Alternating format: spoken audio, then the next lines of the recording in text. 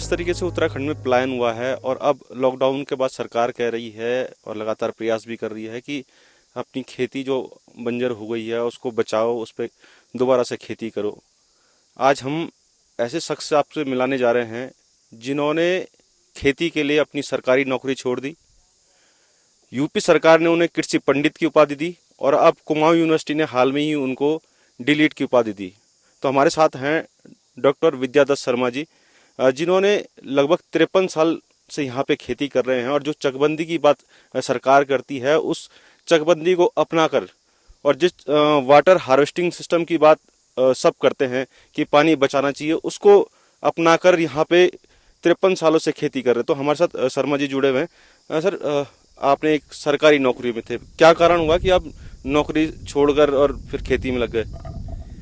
गौरव जी, ये तो इसका कारण तो मुझे पता नहीं है, अज्ञात है। कृषि तो हमारा पारंपरिक व्यवसाय रहा है, पैतृक धंधा रहा।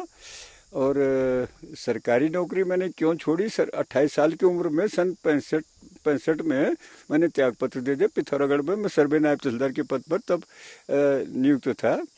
तो हमारे जो अधिकारी थे जी पंत, वो मुझसे मना करेंगे, बाबू दर्जी ऐसा मत करो, ऐसा मत करो। मैंने कहा मुझे नौकरी अब करनी नहीं है, बस रिजाइन दे दिया। तो अब ये इसके कारणों का तो मुझे पता ही नहीं कि क्यों मैं ये धरती माँ शायद मुझे बुला रही होगी। और मैंने वहाँ नौकरी तो नौकरी है, ये तो अपना वो है, अपना पेट भरना, अपना आजीविका चलानी है, सिर्फ यही तो आज मनुष्य का लक्ष्य है। कैसे भी हो जाए तो पराधीन ही कोई आवश्यक नहीं है कि सरकार, नौकर तो नौकर है, जब उसे आदेश का पालन करना पड़ेगा। और ये स्वतंत्र व्यवसाय है अपना, जब मर्जी तब किया, जब मर्जी ज़्यादा काम किया, न किया। तो इसीलिए शायद अब पता नहीं धरती माँ मुझे बुला रही थी शायद। तो सन 65 में मैंने त्याग पत्र दे दिया पिथौरागढ़ से, और मैं यहाँ पर थोड़ी चक रूप में हमारी भूमि उपलब्ध थी, उसको अपनी कर्मस्थली बना के सन 67 से, और अब तक 53 साल मुझे यहाँ हो गए। और मैं संपन्न हूँ अपने आजीविका के लिए, और आत्मनिर्भर हूँ। यहाँ अपने संसाधनों का हम कैसे उपयोग कर सकते हैं, उन संसाधनों, बाह्य संसाधनों कम से कम उपयोग करके, जैसे जल संरक्षण, भूमि संरक्षण, जैविक खेती। यहाँ जो पशुओं के मलमूत्र से जो हम अभी तक रासायनिक खादों का प्रयोग यहाँ नहीं करते हैं तब से। और पिछले वर्ष 26 किलो का मूला हमने, गोल मूला 26 किलो का, वैसे 23.5 किलो 22 किलो पहले हुआ था। पिछले वर्ष सरस मेला लगा श्रीनगर में, तो 26 किलो का रिकॉर्ड हमने वहाँ प्रदर्शनी में वहाँ प्रदर्शित किया अपना। और ये जो सब वो है वो उत्पादन जो भी है, ये सब जैविक है, और अपने पशुओं के मलमूत्र की खाद से, पत्तियों की सड़ी गली खाद से, अपने संसाधनों से जो हम पैदा कर पाए, उसका ये परिणाम है। सर, मैं एक चीज़ जानना चाहता हूँ कि जिस तरीके से खेती की बात हो रही है, आपने 53 सालों से यहाँ पे खेती की है, तो क्या खेती से आजीविका चल सकती है या कि इस खेती के साथ और भी संसाधन जोड़ने होंगे? क्योंकि ये बड़ी चर्चा का ये विषय आजकल बनता जा रहा है।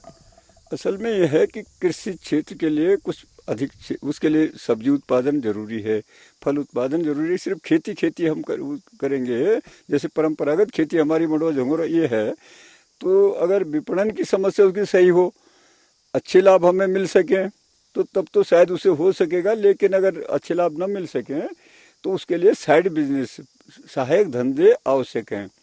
तब से ही हमने सब्जी उत्पादन को आर्थिक लाभ बनाया सहारा। मधुमक्खी पालन है हमारा, पशुपालन है, उसके साथ में मुर्गी पालन है। ये सब छोटे मोटे धंधे सब चल के, और तब उसके लिए ज़्यादा अच्छा एक संयुक्त कार्यक्रम हो, ये ज़्यादा अच्छा उसमें होता है। जिस तरीके से सरकार प्रयास कर रही है कि खेती पे लौटो, दोबारा से अपने खेतों को आबाद करो, बहुत सारी योजनाएं भी सरकार चला रही है। आपने भी कई साल से खेती कर रहे हैं, तो आप इन योजनाओं को किस तरीके से देखते हैं? जी, असल में गौरव जी ये है कि योजनाएं तो सरकार की बहुत हैं, और कुछ खता गुलशन की है, और कुछ खता गुलचिंग की है, कुछ खता आशिक की है, और बेवफा माशूक है।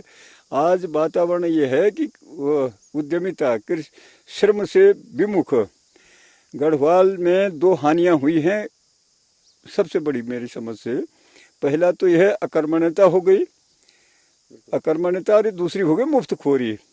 तो तो इसने सारा वो जो हमारी भविष्य है वो समाप्त अंधकार में डाल दिया है। बधिया बने ये लोने तिल गुड़ खवे, गुड़ की डली मुंह में डाल बधिया बना के छोड़ दिया है। तो बहुत ज़रूरी है कि वो शर्म से, बिना शर्म के, कोई यहाँ शर्म साध्य जीवन है, यहाँ शर्म तो करना ही पड़ेगा और उसके श्रम के महत्व को समझें। शरीर को रखने के लिए जितना भोजन जरूरी है उतना ही शारीरिक श्रम भी जरूरी है। तो श्रम के महत्व को जिस दिन समझ जाएंगे और यहाँ के ऑर्गेनिक जो हमारी उपज है उसके गुणों को समझ जाएंगे, तब खेती में लौट जाएंगे आसानी से, वातावरण बन जाएगा। लेकिन एक और समस्या मेरी समझ में सबसे बड़ी बाधा जो बनी हुई है, शायद सरकार उसको समझ रही होगी, नहीं समझ रही होगी, कि आजकल बेरोजगारी इतनी बढ़ गई है, इतनी बढ़ गई, युवक सब आ गए हैं यहाँ और यहाँ मुफ्त की राशन खाते खाते बीपीएल बन जाओ, अंत्योदय बन जाओ और वो राशन से अब खेती सारी छोड़ दी है। एक खेत आबाद नहीं है, गांव का बाड़ा सगोड़ा सब छोड़ दिए हैं। अब उसे आबाद करना है। पहले सबकी खेती आबाद होती थी, चलता था काम। अब सारी बंजर हो गई, एक छितरी जोत है, एक खेत वहाँ, एक खेत वहाँ। एक कोई भी युवक चाहता है, कई से मैंने बात की कि तुम्हारे सरकार कह रही है कि यहाँ आओ, बोलो कोई उद्यमिता से वो करो, तो मुर्गी और बकरी ये सब चल रहा है। मुर्गी बकरी है तो 2 दिन में बकरी को बाघ खा देगा, मुर्गी को सियाल खा देगा, छुट्टी हो जाएगी, उससे कोई लाभ होने का नहीं है। ये कटु सत्य है। जब तक उद्यमी को धरातल नहीं मिलेगा, आधार नहीं मिलेगा, तब तक कोई लाभ योजनाओं से होने वाला है नहीं। और अगर गाँव का अस्तित्व रखना है, गांव का अस्तित्व रखना है तो गांव को बचाना होगा। देश का अस्तित्व तब बचेगा जब गांव का अस्तित्व होगा, और गांव का अस्तित्व तब बचेगा जब खेती का अस्तित्व बचेगा। कृषि अगर नहीं है, खाली बंजर पड़ी हुई है, मकान किराया बच रहा है, तो मैं तो ये कहूँगा सरकार से कि अगर मुफ्त यही स्थिति हुई तो वहाँ नजीबाबाद और कोटद्वार के बीच टेंट लगा दो, बैरक बना के। इनको यहाँ क्या खिलाना, वहीं बैठ के खिलाओ। यहाँ इतनी राशन ऊपर क्यों लानी, यहाँ कोई लाभ नहीं है। उनको धरातल चाहिए, एक जगह में भूमि चाहिए, कहीं पर भी आधार, जहाँ पर वो अपना कार्यक्रम शुरू कर सकें। वानिकी करें, चाहे उद्यानीकरण करें, कुछ भी करें, खेती करें और कोई भी व्यवसाय हो। अभी तक कई युवक मेरे पास आ गए, प्लानिंग हो गई। यहाँ भटगांव का एक आदमी आया, राकेश बलोदे, कहने लगा वहाँ डेयरी फार्म खुल गए, हवाई लेबर भी ढूंढ दिए सारे। अरे खेत कहाँ है तेरा, धरातल कहाँ है? तो पहले आवश्यकता है सबसे पहले युवकों को धरातल देने की। अब उसके विकल्प कई हो सकते हैं कि चाहे जो बंजर पड़ी जमीन है उसको एक्वायर कर ले सरकार और जरूरत उद्यमी को दे दे, अगर नहीं तो रिकॉर्ड के आधार पर कर दे, तो चक रूप में उसके दूर का इकट्ठा करके। चौधरी चरण सिंह ने तो जोखिम उठा के यूपी को दिखा दिया चकबंदी करके। तो यहाँ पहाड़ में जब तक उद्यमी को चक रूप में भूमि उपलब्ध नहीं कराई जाएगी, तब तक कोई भी योजना हो से कोई लाभ होने वाला नहीं है। अगर खेती की बात करें तो इतने सालों से कई परेशानियां आपने देखी हैं, तो अभी जो सबसे ज़्यादा परेशानियां क्या हैं खेती को लेकर? परेशानी तो सबसे बड़ी परेशानी तो हो गई प्रदूषण की। प्रदूषण इतना जहर बरस, पहले अमृत बारिश होती थी, अब प्रदूषण, जितने मशीनीकरण का युग आ गया तो बारिश जो भी आ रही है जहर लेके आ रही है। प्रदूषण, रोग व्याधि बहुत बढ़ गई है। पहली कारण तो ये हो गया। दूसरा उसमें समस्या है ये जंगली जंतु, वन्य जंतु, इतने उन पर कोई नियंत्रण है नहीं। प्रति वर्ष एक जोड़ा बंदर, 2 बंदर एक को पैदा कर रहे हैं, डेढ़ उनकी वो हो रहा है। तापमान इतना ऊंचा हो गया। पहले हम सुनते थे कि यहाँ सतपुली के नज़दीक कांडमर गांव हम सोचते थे कि सुअर होते हैं कहीं जंगली, यहाँ नहीं होते थे। अब तापमान इतना ऊंचा हो गया कि मनेश्वर के डांडे में मजे से सुअरों का आतंक है, गुणी बांदर हैं, लंगूर हैं, ये सब वन्य जंतु बहुत परेशान कर रहे हैं आदमी को। ये बहुत बड़ी बाधा है, उसमें नियंत्रण कुछ न कुछ होना चाहिए। एक वाटर हार्वेस्टिंग सिस्टम आपने भी यहाँ डेवलप किया है, और आज नहीं 1976 में आपने वो डेवलप कर दिया था। सरकार भी इस तरीके से चाल खाल की बात कर रही है कि चाल खाल बना के हम अपने प्राकृतिक स्रोत को रिस्टोर करेंगे, तो आप किस तरीके से देखते हैं इसे? अच्छी बात है। वर्षा जल ऐसा है कि वर्षा जल को जितना यहाँ, ये तो है नहीं कि जब हम चाहें पहाड़ों में कि जब स्रोत कहीं उपलब्ध हों तो एक ही विकल्प है कि वर्षा जल को संरक्षित किया जाए और उसका उपयोग किया जाए जिस ढंग से भी। अब हमने तो जिस ढंग से किया है वो उसमें लागत बहुत है। सन 76 में जब 6 रुपये नेपाली मजदूर होता था तब वो 6,000 में लगभग लगा था। आज 6 लाख में खुदाई होगी उसकी। पर जो भी है सरकार का प्रयास अच्छा है इस दिशा में, और वर्षा जल का संरक्षण होना चाहिए। आप कवि भी हैं और आपने बहुत सारी कविताएं भी लिखी हैं, कई किताब आपके छपे हैं। आपकी एक कविता है जो आपने जो जंगली जानवर हैं उनके कारण जो परेशानियां हुई हैं उसमें वो परेशानी आपने उसमें अपने शब्दों में लिखा है, तो हम चाहते हैं कि हमारे दर्शकों को आप वो कविता सुना दें। अदगदुमा पढ़्यूं छोम अब किदों, दुविधा में पड़ा हूँ। अदगदुमा पढ़्यूं छोम अब किदों कि बांझी राख पुंगड़ी की भी चल दिको, बांझी राख पुंगड़ी की भी चल दिको। अरे मूसों को भिबड़ाट दिन के रात धो, मूसों को भिबड़ाट दिन के रात धो। अरे पक्यों के जनबार की त्योहार हो, पक्यों के जनबार की त्योहार हो।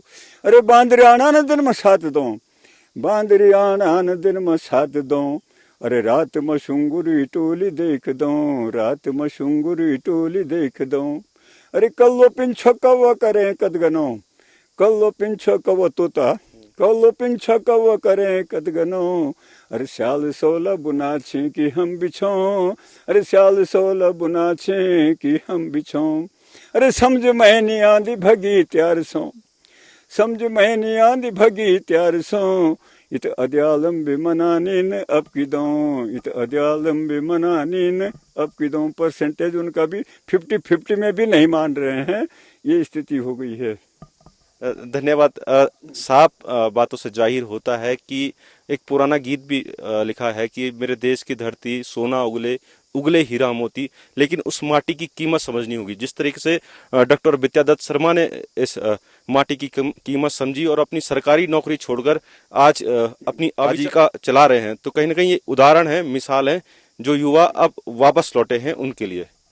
कैमरामैन सुशांत सिंह के साथ पंकज गर्ला, समय साक्ष्य, पौड़ी गढ़वाल। अरे मूसों को भिबड़ाट दिन के रात धो, मूसों को भिबड़ाट दिन के रात धो। अरे पक्यों के जनबार की त्योहार हो, पक्यों के जनबार की त्योहार हो। खबरों के लिए देखते रहें समय साक्ष्य, और समय साक्ष्य के फेसबुक और यूट्यूब चैनल को सब्सक्राइब करना ना भूलें।